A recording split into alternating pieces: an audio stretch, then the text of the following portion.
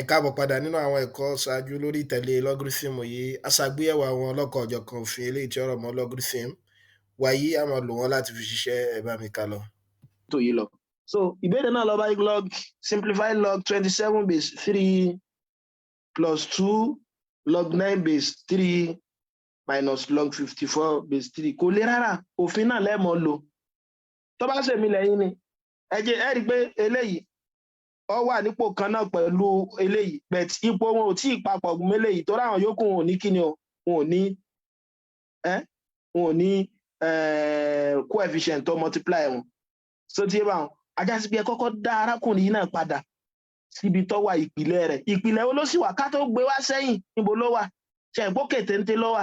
Ajá sí pé lẹ́wọ̀n jẹ́ log 27 base 3 plus log 9 raised power 2 base 3 minus log 54 base 3. So tí mi bá wọn ọ̀yà ẹ má wá gbàgbé òfin o. Tó bá ti jẹ́ pé bẹ́ẹ̀sì wa ti papọ̀, àbùṣe ti bùṣe. Tí bẹ́ẹ̀sì mi bá ti wá papọ̀, ajá sí pé ìròpọ̀ wọn lọ́yọ̀ kọ̀ọ̀kan wọn ó dàbí ké mo ṣe kí ni o ké mo multiply. Ẹ má gbàgbé pé mo ní ìpadàbọ̀ àṣìbíjá logarithm ní indices. Pé indices tí base wọn bá ti papọ̀ tá a bá multiply á mọ̀ rò wọ́n papọ̀. Ṣùgbọ́n logarithm ni pé tí base wọn bá ti papọ̀ tá a bá ń rò wọ́n papọ̀, òun náà ni pé á mọ̀ ṣe kí ni o á mọ̀ multiply. Ilé máa jẹ log ẹ kàn mú base kan bẹ̀ ni yóò máa jẹ 27 torí pé plus lílé yóò jẹ times 9 raised power 2 bẹ̀ torí pé minus lílé yóò jẹ divided by 54. So ti yé mi báwọn. So ti yé tí mo ṣe ẹ rí pé plus lélẹ̀ pẹ̀lú òfin tá a bá rí plus yóò mọ̀ di multiplication la fi sọ pé times. So ti yé báwọn pẹ̀lú òfin tá a bá ní minus yóò mọ̀ di kíni o 54. Mo rò bó ti yé báwọn tàbí tó bá yẹ pé ń dàrú ẹja gbé lọ kọ̀ọ̀kan sẹ́yìn gbé lọ ọmọ jẹ́ log 27 times 9 raised power 2 base 3 àbí minus log 54 base 3. Ọ̀yà a tún ti ní minus o ẹ mọ́ gbàgbé òfin tá a bá ní minus tí base wọn dẹ̀ ṣì papọ̀ yóò mọ̀ jẹ́ log 3 ọ̀yà 27 times 9 raised power 2 divided by 54. Ẹ gba lè ṣe léyìí síwájú sí o. Ilé ọmọ jẹ́ log 3 27 times 81 tàbí 54. 9 b by 3. 9 eléyìí yóò jẹ́ 6 àbí 3r1 3r2 bẹ́ẹ̀ náà ni yóò jẹ́ log 81 over 2 base 3. Tẹ̀síwájú lórí eléyìí náà ni pé kí ni o yóò jẹ́ log 81 tá a bá dá padà ká tó divide òun náà ni pé à ń subtract wọn lẹ́yọ̀ kọ̀ọ̀kan log 2 base 3. So ti yé báyìí eléyìí máa jẹ́ log 3 raised power 4 base 3 minus log 2 base 3. Pa lè dá arákùnrin yìí padà wá torí pọ́ jẹ́ power yóò máa jẹ́ 4 log 3 base 3 minus log 2 base 3. Pé lè yóò ṣe kí ni o yóò jẹ́ 1 yóò máa answer mi náà jẹ́ 4 minus log 2 base 3.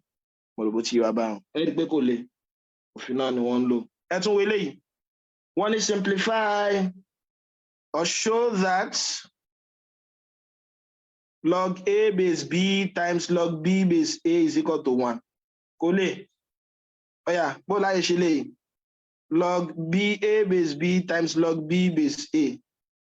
Mo ń ta bá ti nírò eléyìí tó jẹ́ pé base wọn ò papọ̀ intelation náà ni pé kẹ lòfin pátápátá yẹn change of base ẹ rí pé lè ọmọ jẹ́ kí ni o log a over log b àbí times eléyìí ọmọ jẹ́ kí ni o log b divided by log a.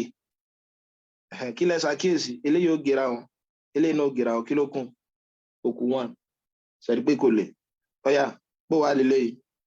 So a ní log 27 base x plus log 4 base y is equal to 5. Eléyìí ilé mọ́ jáde nínú jambet fún àǹfààní àwọn ọmọ wáyé kí tá ń bá wa kà lọ. So ó yẹ ká ṣe adẹ ní log 27 base x minus log 4 base y is equal to 1. So tá a bá nírú nǹkan báyìí ẹ rí pé equation méjì wọn fún wa ní tí ó kọ́kọ́ wá sọ́kàn yẹn ni pé eléyìí ó di simultaneous equation. So ti ẹ̀dẹ̀ mọ̀ pé mo ṣàlàyé mo ní tẹ tó lè ní unique solution òun náà ni pé kí ni o tó wáyé pé ọ̀nà òun tẹ́ ń wá méjì ni agbọ́dọ̀ ní kíni o equation méjì náà.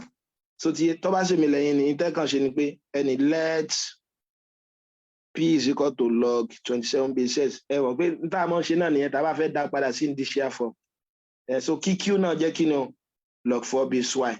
Ajá sí pé mo lè tún arákùnrin yìí kọ. So arákùnrin yìí ń gbà kíni ọmọ jẹ́ sìn p plus q is equal to what? 5. P minus Q is equal to 1. Oh yeah. P plus Q is equal to 5. P minus Q is equal to 1. But what's the simultaneous equation? No? What's the simultaneous equation? Elimination method, substitution method. But on to ya ona ni pé ká lo elimination method torí coefficient wọ́n ti papọ̀. Tá bá dé simultaneous equation máa mọ̀ tún ṣàlàyé dáadáa. Ẹ pé tí n bá add báyìí pé add equation 1 àti 2. Ilé ọmọ jẹ́ kí ni o 2p q minus q òun ti dodo ilé ọmọ jẹ́ 6 5 plus 1 6 àbí ajá sí pé p mi ó jẹ́ 6/2 tó jẹ́ 3 tó ti yé mi mọ̀ tó àwọn kan lè ní put p is equal to 3 in equation 1 tó ti yé so mo ní p plus q is equal to 5 àbí mo dẹ̀ ti mọ̀ pé p mi jẹ́ 3 ajá sí pé yóò jẹ́ 3 plus q is equal to 5 so yóò máa jẹ́ q mi yóò máa jẹ́ kí ni 5 minus 3 q mi jẹ́ 2 ajá sí pé p mi jẹ́ 3 q mi dẹ̀ sì jẹ́ 2 ẹ wá ní dúró ń bẹ̀ torí s àti y wọ́n ní á wá kìí ṣe p àti q ẹ mọ̀ pé tá a fi p wá ṣe a ní ké p wá ó jẹ́ kí ni o log ọ̀yà 27 base x kí q ó dẹ̀ sì jẹ́ kí ni o log 4 base y ajá sí pé mo lè wá wá àwọn eléyìí lọ́wọ́ kọ̀ọ̀kan nísìnyí báyìí mo ti mọ̀ pé p mi jẹ́ 3 ajá sí pé eléyìí ó jẹ́ 3 log 27 base x eléyìí náà jẹ́ kí ni o 2 log 2 is equal to what log 4 base y ọ̀yà eléyìí jẹ́ logarithmic form mo lọ́nà tó yá náà ni pé kẹ́ ẹ dá padà sí indicial form bí a ká tún kọ báyìí lẹ́gbẹ̀ẹ́ ká fi lè rí tí mò ń ṣe ọ̀yà tá a bá délé padà sí indicial form mo ní ìgbésẹ̀ mẹ́ta lẹ́mọ̀ gbé o ẹ kọ́kọ́ pé eléyìí yóò jẹ́ 27 is equal to what s raised power 3 eléyìí yóò jẹ́ 4 is equal to what y raised power 2 ṣẹ́tí so mo tẹ́ bá ti nírú eléyìí intẹ́mọ̀ gbọ́yé ń bẹ̀ náà ni pé kí ni o ẹ wọ́n náà láti kọ eléyìí náà kó náà ní power 3 ẹ wọ́n náà láti kọ eléyìí náà kó náà ní power 2 bó la ṣe lè kọ kí ni ó mọ wà táfi kí lá mọ ní tọ́ pé power rẹ̀ tá a bá gbé 3 sí a máa ní 27 padà ṣe pé 3 raised power 3 ní ṣe ti máa fa ní kẹlọ mọ tí mo ní kẹ mọ lágbárí ń sìn eléyìí ó jẹ́ kí ni o 2 raised power 2 y raised power 2 our equate base yẹn power yẹn ajá sí pé s mi jẹ́ 3 y mi jẹ́ 2 ajá sí pé s mi jẹ́ 3 y mi jẹ́ 2 mo rò bí a ti gbọ́ kíní yẹn yé mo rò bí a ti gbọ́ yé so tí ó bá yé wa so ẹja tún ṣe kan sí ẹ wọlé ìbéèrè náà lọ báyìí pé log x àwọn béèrè jambu nìyẹn s minus 3 is equal to log 7 find x tó ti yé ilé ọmọ jẹ́ kí ni log x àbí ẹ má gbàgbé àti ní minus base wọ́n dẹ̀ papọ̀ common logarithm ni wọ́n àbí tábà dẹ̀ fẹ́ minus nígbà àmọ́ divide ajá sí pé ilé ọmọ jẹ́ log s divided by s minus 3 is equal to log 7 so tí wàá bá is equal to log 7 ẹ pété bá ṣàkíyèsí base wọn ti papọ̀ base 10 ẹ lè gé base wọn so ajá sí pé ilé ọmọ jẹ́ s over s minus 3 is equal to 7 so tí s mi ó máa jẹ́ kí ni o 7 times s minus 3 s mi ó máa jẹ́ 7s minus 21